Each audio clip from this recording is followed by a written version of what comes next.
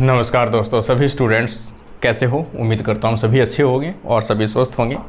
अपन ने फ़िलहाल जो डेली की क्लास थी उसमें अपन ने स्टार्ट कर रखा था इवोल्यूशन, और इवोल्यूशन का ही अगला पार्ट जो है वो अपन लेके आए हैं। आज का अपना जो टॉपिक है वो रहेगा एनालॉगस ऑर्गन। ठीक है ना। एनालॉगस ऑर्गन को हिंदी में बोलते हैं समरूप अंग। इसके हिंदी के नाम से ज़्यादा समझ में आ जाएगा। समरूप इसका मतलब कोई भी पार्ट हो, जैसे मान लो कि कोई ओरिजिन है, दो पार्ट हैं अलग अलग जीवों के अंदर, जीव ए और एक बी, दो ऑर्गेनिज्म हैं, इनमें कोई एक जैसी दिखने वाली संरचना होती है। ठीक है ना। जैसे इसके अंदर अगर अपन देखेंगे तो यहाँ पर पंख पाया जाता है और इनके अंदर भी ऐसे स्ट्रक्चर दिखाई देती है। दोनों का ही काम कैसा है, लगभग समान काम है कि दोनों ही उड़ने में काम आते हैं। ठीक है, दोनों में कैसे काम आते हैं, उड़ने में काम आते हैं। मतलब दोनों जैसी स्ट्रक्चर कैसी है, पंख है, ये पंख जैसी संरचना है, लेकिन इसकी उत्पत्ति अलग होती है। ये अंदर से अगर देखोगे तो ये संरचना जो है वो अलग है। जैसे ये संरचना सी है, ये संरचना डी है, इससे इसका निर्माण हुआ है और इससे इसका निर्माण हुआ है। निर्माण दोनों का अलग अलग है, लेकिन दोनों में दिखने में कैसी हो गई, दोनों लगभग सेम हो गई। ए और ए दोनों दिखने में कैसी है, सेम है। दोनों के ही कार्य कैसे हैं, समान है। इसका मतलब कोई भी जीवों में, प्राणियों में पाई जाने वाली संरचनाएं जो आकार स्वरूप दिखने में कैसी हो, लगभग समान हो, और उनके कार्य कैसे हो, समान हो, लेकिन संरचनात्मक रूप से उनका ओरिजिन के आधार पर कैसे हो, डिफरेंट प्रकार के हो, तो उसे क्या कहते हैं, अपन एनालॉगस ऑर्गन कहते हैं। ऐसे अंग या बॉडी ऑर्गन जिनकी उत्पत्ति, ओरिजिन अलग अलग हो। ठीक है ना, ओरिजिन अलग अलग है यहाँ पे, लेकिन फंक्शन या कार्य लगभग समान हो। ठीक है ना, कार्य लगभग समान हो। ये भी उड़ने में सहायक है, ये भी उड़ने में सहायक है, ये अलग से बना है, ये अलग से बनी चीज़ से बनी हुई है। ठीक है ना। कई बार एग्जाम पूछा जाता है एनालॉगस जो प्रकार के अंग हैं उनका विकास किस प्रकार से हुआ है, तो उसे बोलते हैं कंजर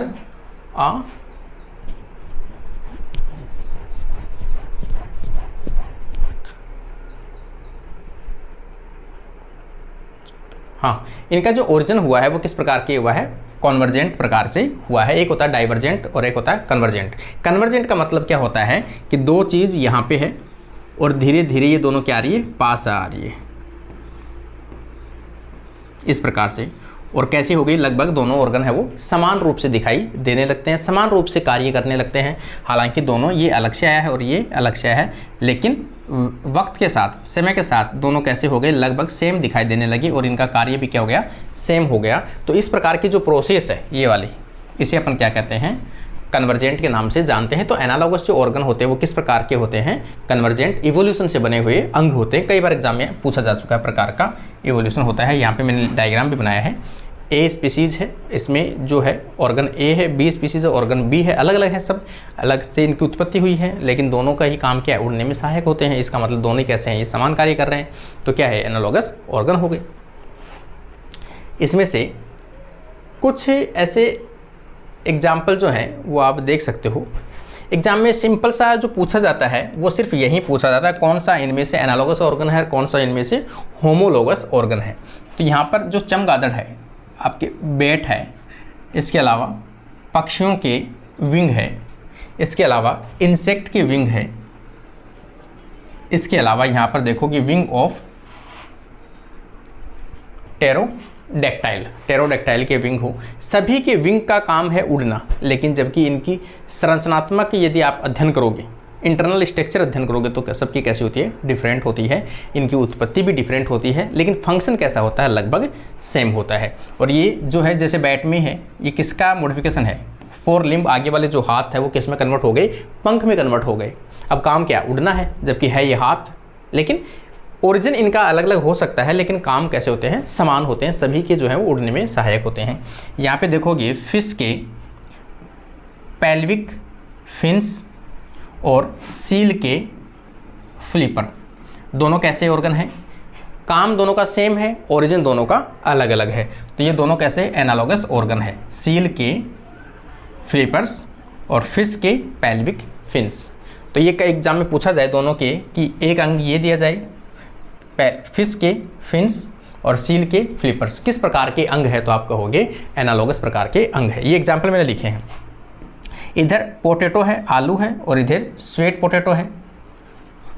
दोनों कैसे हैं, खाने के लिए काम आते हैं, दोनों लगभग दिखने में भी सेम होते हैं, लेकिन इनका ओरिजिन है वो अलग होता है। ये क्या है, स्टेम है, जबकि ये क्या होती है, रूट होती है। दोनों फूड का स्टोरेज करती है, ये भी करती है, ये भी करती है। यहाँ पे आप देखोगे डॉग फिश और वेल है, ये दोनों भी कैसे हैं, एनालॉगस ऑर्गन है, दिखने में सेम लगते हैं। कुछ ऑर्गन हैं जो इंपॉर्टेंट आप और देखोगे एनालॉगस ऑर्गन के, तो यहाँ पे आप देखोगे जैसे यहाँ पे पेंजियन एंड डॉल्फिन के जो फ्लिपर्स होते हैं उनका ओरिजिन क्या होता है, अलग अलग है। दोनों के फ्लिपर्स पाए जाते हैं, लेकिन ओरिजिन दोनों का अलग अलग होने के कारण से दोनों कैसे हैं, एनालॉगस ऑर्गन के एग्जाम्पल आते हैं। ऑक्टोपस और मैमल्स।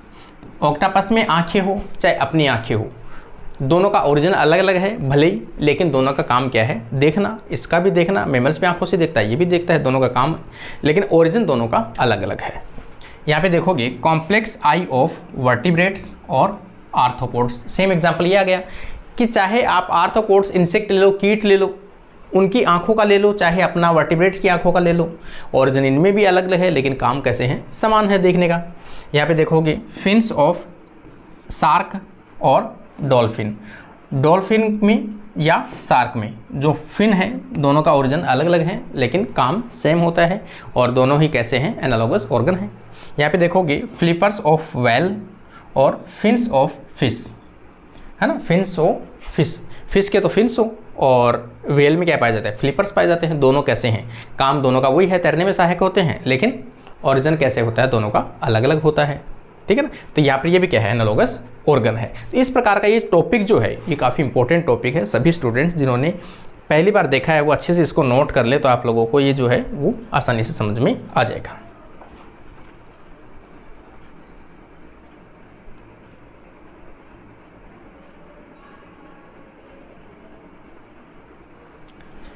अगला टॉपिक अगर अपन देखेंगे, सेम उसी टॉपिक को आगे बढ़ाते हुए दूसरा टॉपिक जो है वो आ जाएगा अपना होमोलोगस ऑर्गन।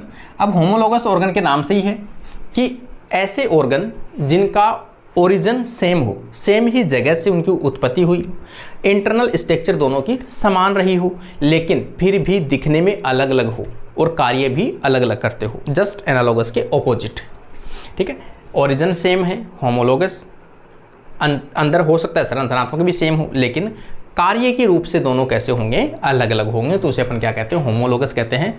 समजातीय, एक ही जाति से उत्पन्न अंग। समजातीय का मतलब क्या है कि ये जो अंग होते हैं, जैसे मान लो अपन 5 अंग की बात करते हैं, यहाँ पर A है, यहाँ पे B है, यहाँ पे C है, यहाँ पे D है और यहाँ पे E है। 5 अंग है, और पांचों में जो कार्य है वो क्या है, अलग अलग है। जैसे A है, उसकी आकृति अलग है, B की आकृति अलग है, C की अलग है, D की अलग है, E की अलग है, लेकिन इनका जो ओरिजिन है वो कैसा हुआ है, सेम हुआ है, एक ही जगह से हुआ है। तो यहाँ से इसका ओरिजिन हुआ है, इसलिए क्या है, होमोलोगस ऑर्गन है, एक दूसरे के समानांतर सहजातीय है। एक इनकी उत्पत्ति किसी एक ही जाति से, एक ही एंसेस्टर से हुई है। तो यहाँ पे आप देखोगे वे अंग जिनकी मूल संरचना, बेसिक स्ट्रक्चर या ओरिजिन समान हो, लेकिन विभिन्न जीवों में उनके कार्य अलग अलग हो सकते हैं, तो इसे क्या कहते हैं, अपन होमोलोगस ऑर्गन कहते हैं। यह एक, ये टर्म जो मैं बार बार बता रहा हूँ उसमें भी बताया था मैंने, है ना, और इसमें बताया मैंने डाइवर्जेंट प्रकार का, उसमें कन्वर्जेंट प्रकार का था, इसमें कैसा है, डाइवर्जेंट प्रकार का, कि पहले कभी एक रहे होंगे, बाद में ये अलग अलग हो गए, अलग अलग दिखने लगे, अलग अलग कार्य करने लगे, तो ये क्या हो गए, डाइवर्ट हो गए अलग अलग। तो ये डाइवर्जेंट इवोल्यूशन का एक एग्जाम्पल है, एग्जाम में पूछा जाएगा डायरेक्ट क्वेश्चन। ये आगे देखोगे, इसमें एनिमल्स में देखिए होमोलोगस ऑर्गन के जो एग्जाम्पल्स है वो देखोगे एनिमल्स में, जैसे हॉर्स, इधर देखोगे बैट, इधर देखोगे वेल, इधर देखोगे सील, और इधर देखोगे ह्यूमन या मैन। ये कुछ एग्जाम्पल्स अलग अलग। इनमें कौन सा अंग, ठीक है ना, यहाँ पे अंग का एग्जाम्पल है,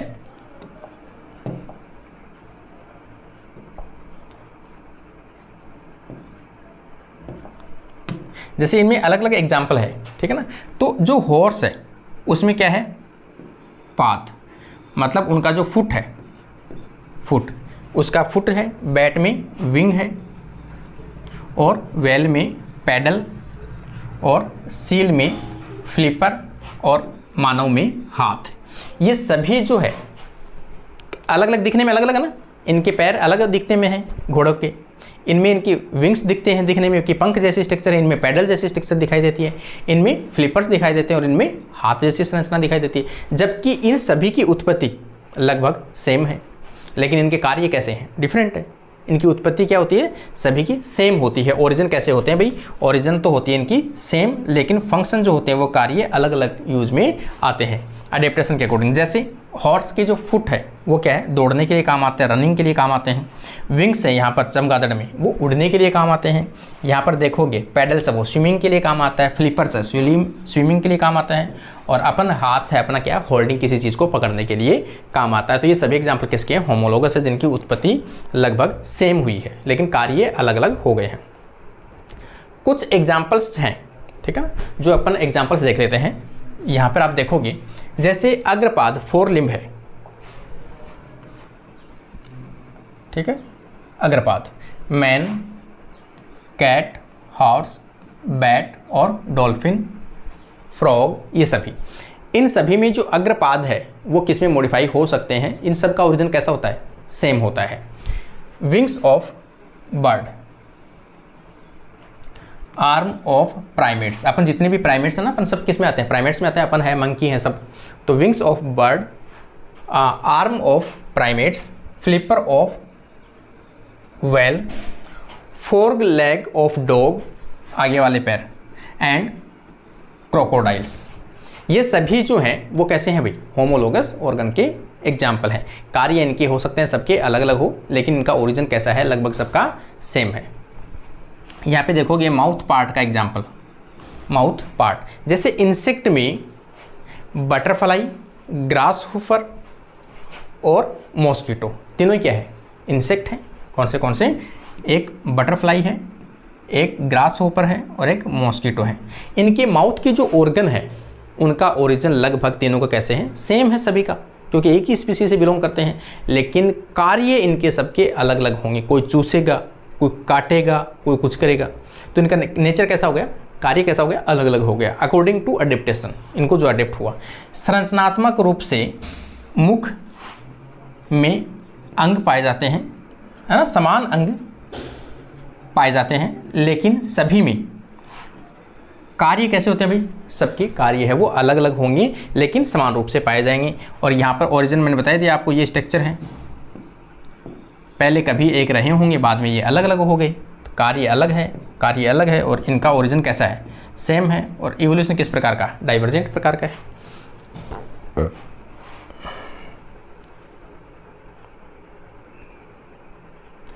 आगे अगर आप देखोगे तो यहाँ पे अपन एक देखते हैं अगला example, leaves of plant, plant के अंदर जो पत्तियाँ पाई जाती हैं उनके आधार पर पादपों में सभी पत्तियों का ओरिजिन कैसा होता है, सेम होता है, लेकिन सब में अलग अलग कार्य होते हैं। कोई कैसी आकृति ले लेती है, कोई कैसी आकृति ले लेती है, कोई कीटों को पकड़ने के लिए काम आती है, कोई कैसे काम आती है ना, काम अलग अलग हो सकते हैं। जैसे अलग अलग पादपों में लीफ, जैसे कैक्टस है वो कांटों में कन्वर्ट हो जाती है इसके अंदर। और पिक्चर प्लांट, आप सभी जानते हो पिक्चर प्लांट इस प्रकार से, लीफ है वो इस प्रकार की आकृति ले लेती है और यहाँ से एक ढक्कन जैसी संरचना बन जाती है, कीटों को पकड़ने के लिए काम करता है, ठीक है ना। और वेनस फ्लाई ट्रैप, ये भी क्या करती है, कीटों को पकड़ने के लिए चिपचिपा पदार्थ स्रावित करती है अपने पत्तियों पे, और यहाँ से कीट है वो चिपक जाते हैं आके, तो ये भी अलग काम करती है। समजात है, ये सभी कैसी हैं, पत्तियों से ही उत्पत्ति हुई है लेकिन मॉडिफाई होकर संरचना अलग अलग बन गई, तो सभी कैसे हैं, ये सभी समजात होमोलोगस के अंग हैं, लेकिन सभी में कार्य अलग अलग किया जा रहा है। तो ये एग्जाम्पल अगर पूछा जाए तो सभी ये भी कैसे हैं भाई, लीफ ऑफ प्लांट्स, ये इसके एग्जाम्पल है, और मॉडिफिकेशन सभी कैसे हैं, समजात अंग के एग्जाम्पल हैं। आगे अगर आप देखोगे यहाँ पे थॉर्न, जो कांटे होते हैं, थॉर्न एंड टेंड्राइल्स, टेंड्राइल्स का मतलब जो ऊपर चढ़ने के लिए इस प्रकार से स्ट्रक्चर जो होती है ना, ऊपर किसी भी सहारे पे बेल होती है, एक क्लाइंबर होती है, उनको ऊपर चढ़ने के लिए सहारे के ऊपर, तो इस प्रकार से पतली स्प्रिंग जैसी संरचना निकलती है, उसे टेंट्रिकल्स कहते हैं। बोगेनविलिया में थॉर्न तथा कुकुरबिटा में टेंड्राइल समजातीय अंग है। दोनों की उत्पत्ति कैसी हुई है? सेम हुई है। बोगेनविलिया की जो बेल होती है फ्लावर वाली वो, और यहाँ पर कुकुरबिटा की जो टेंड्राइल से ऊपर चढ़ने के लिए, वो दोनों कैसे होते हैं? समजात अंग है, लेकिन कार्य दोनों का अलग अलग है। आगे समझ में? तो ये कैसा है? आपका सेकंड प्रकार का एग्जाम्पल था, जिसे अपन कहते हैं होमोलोगस ऑर्गन। देखो अगला टॉपिक अगर अपन देखेंगे इसी में, तो अगला टॉपिक आ जाएगा वेस्टिजियल ऑर्गन। वेस्टिजियल ऑर्गन में से हमेशा क्वेश्चन पूछा जाता है जिसे अवशेषी अंग के रूप में कहते हैं। अवशेषी का मतलब होता है कि अभी जो प्रेजेंट है वो कैसी अवस्था में है? निष्क्रिय अवस्था में प्रेजेंट है। वे अंग या ऑर्गन जो अपने पूर्वजों में एक्टिव रूप से, सक्रिय रूप से कार्य करते थे, लेकिन वो समय के साथ अपने कार्य को लॉस कर चुके हैं या खो चुके हैं। लेकिन ऐसी संरचनाएं आज भी मनुष्य, ह्यूमन में या अन्य प्राणियों में निष्क्रिय अवस्था में, इनएक्टिव स्टेट में प्रेजेंट होती है, लेकिन वो काम नहीं करती है। ऐसी संरचनाओं को क्या कहते हैं? वेस्टिजियल ऑर्गन के नाम से जानते हैं, अवस्था में पाई जाती है। ये समय के साथ इनका धीरे धीरे रिड्यूस होते गए या समय के साथ में अपना फंक्शन है वो खोते गए।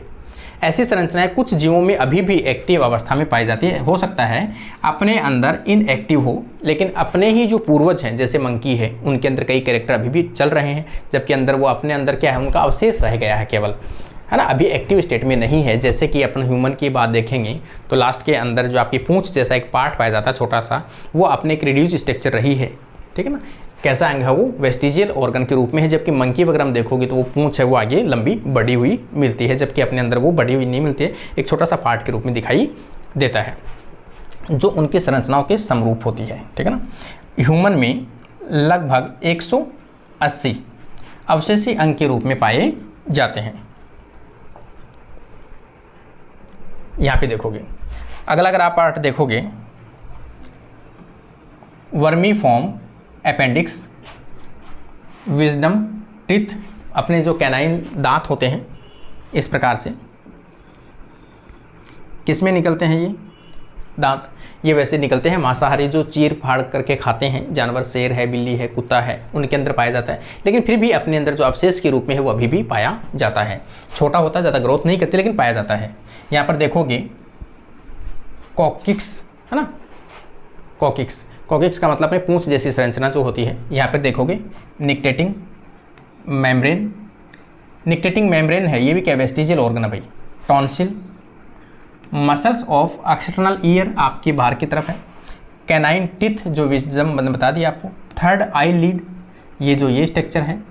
और बॉडी के पूरी बॉडी के ऊपर कयों के क्या होते हैं? हेयर ज़्यादा होते हैं पूरी बॉडी के ऊपर। इसी को अपन क्या कहते हैं? कर्ण पल्लव कहते हैं। इसी को ईयर पिन्ना कहते हैं। इसे ईयर एरिकुलर मसल्स भी कहते हैं। मसल्स कान के अंदर एरिकुलर मसल्स जो बाहर वाली पाई जाती है। यहाँ पे सिक्कम का और मेल अपने नर के अंदर अपने भी क्या पाई जाती है? निप्पल जैसी संरचना दिखाई देती है, जबकि उसका कोई काम नहीं है, वो फीमेल का एक काम है या फिर अपने पूर्वजों में पाया जाता है, ठीक है, लेकिन फिर भी अपने अंदर होता है। अगला टॉपिक जो है वो इसमें आ जाएगा।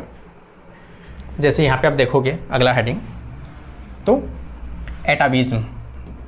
अगला टॉपिक कौन सा है? एटाविज्म। यहाँ पे इसे कहते हैं रिवर्जन। रिवर्जन का मतलब होता है कि कोई ऐसे कैरेक्टर जो कभी अपने पूर्वजों में रहे हो, अपने अंदर अभी वर्तमान में नहीं है, अपनी प्रजाति में भी नहीं है, लेकिन हो सकता है अपने पूर्वजों में रहा हो और अचानक से वो पूर्वजों का लक्षण अपने अंदर अपनी पीढ़ी में अचानक से आ जाता है, तो उसे क्या कहते हैं?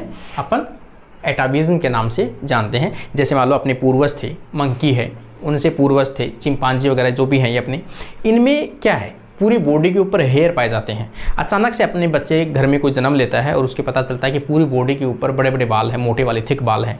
इसका मतलब से वो कैरेक्टर कैसे आ गया? अपने पूर्वजों में कभी रहा होगा, इसलिए अचानक से वापस आ गया, रिप्रेजेंट हो गया वो। तो ऐसे कैरेक्टर जो रिप्रेजेंट होते हैं, रिवर्जन होता है उनका अपने पूर्वजों से अचानक से, उसे क्या कहते हैं? एटाविज्म कहते हैं, एटाविज्म अंग कहते हैं। ह्यूमन में एंसेस्टर या पैतृक लक्षणों की पुनरावृत्ति होना, मतलब वापस से आना, या अचानक ऐसे लक्षणों का आना जो स्वयं की प्रजाति में नहीं है, मतलब अभी वो अपनी प्रजाति में नहीं है लेकिन पूर्वजों में रहा होगा, लेकिन उनके पूर्वजों में पाए जाते थे, उनका अचानक से रिप्रेजेंट होना, वापस से आना क्या कहलाएगा? एटाविज्म कहलाता है। जैसे ह्यूमन टेल का अचानक से किसी बच्चे में पूंछ का लंबापन होना, बड़ाई दिखाई देना, या फिर आप इसे कह सकते हो कॉक्जिल टेल बोन का लंबाई बढ़ना, सर्विकल फिस्टुला या रूडिमेंट्री गिल्स जैसी संरचनाओं का वापस से रीजनरेट होना, एडिशनल निपल, जैसे नॉर्मल अपने कितने निपल होते हैं? 2 निपल होते हैं। यहाँ पे आप देखोगे इस प्रकार से 2 निपल होते हैं, लेकिन अपने जो पूर्वज हैं उनके अंदर कितने पाए जाते हैं? यहाँ पर अधिक पाए जाते हैं इस प्रकार से। तो 1 से अधिक निपल का कभी कभी बनना, वो भी एक अधिक चूचक के रूप में। 2 से अधिक निपल का होना, वह भी अपने पूर्वजों से आते हैं। पॉइंटेड कैनाइन टीथ, है ना, अपने जो कैनाइन जो ये वाले हैं अपने कैसे होते हैं? प्रेजेंट होते हैं लेकिन तीखे नहीं होते, नुकीले नहीं होते, लेकिन कभी कभी कईयों के क्या होते हैं? कैनाइन दांत वो पॉइंटेड या तीखे आ जाते हैं, विजडम टीथ आ जाते हैं, वो भी क्या है? अपने पूर्वजों का कैरेक्टर है। थिक हेयर ऑन बॉडी, अपनी बॉडी के ऊपर जो हेयर होते हैं वो कैसे होते हैं? सॉफ्ट होते हैं, जबकि चिंपांजी वगैरह के और मंकी वगैरह इनके देखोगे तो जो हेयर होते हैं वो कैसे होते हैं? हार्ड होते हैं। तो अचानक से आपकी बॉडी के ऊपर, अपने वंश में अचानक से कोई ऐसा बच्चा पैदा होता है जिसकी बॉडी के ऊपर हेयर है वो घने हैं और ऊपर से पूरी बॉडी के ऊपर मोटे मोटे हेयर हैं, इसका मतलब अपने पूर्वजों का कहीं ना कहीं कोई लक्षण है वो रह के वापस आ गया है। शरीर पर मोटे घने बालों का अचानक से उत्पन्न होना। ठीक है, तो ये कुछ प्रकार के टॉपिक थे इवोल्यूशन के, और अगला क्लास भी है इवोल्यूशन से रिलेटेड ही है, तो रेगुलर आप लोग क्लास देखिए। आप लोग इवोल्यूशन का टॉपिक है वो कंप्लीट करा देता हूँ मैं आप लोगों को, क्योंकि अभी स्टार्ट किया है तो कंप्लीट करा के ही अपन रहेंगे। और ख़ास तौर से अपने फ्रेंड्स तक ज़रूर शेयर कीजिए, और अपनी बुक का भी आप लोग थोड़ा सा प्रचार कीजिए, अपने फ्रेंड्स तक ज़रूर शेयर कीजिए, शॉर्ट्स वगैरह भी शेयर कीजिए, ताकि सभी स्टूडेंट्स तक बुक पहुँच सके। और कोई सच में रियल में कोई पढ़ने वाला है, किसी स्टूडेंट का अगर भला होता है अपनी वजह से, तो अब काफ़ी अच्छा लगेगा। ठीक है, अपने फ्रेंड्स तक जरूर शेयर कीजिए। और कैसा लगा आप लोग क्लास आज की अपनी क्लास यहीं कंप्लीट होती है। Thank you friends.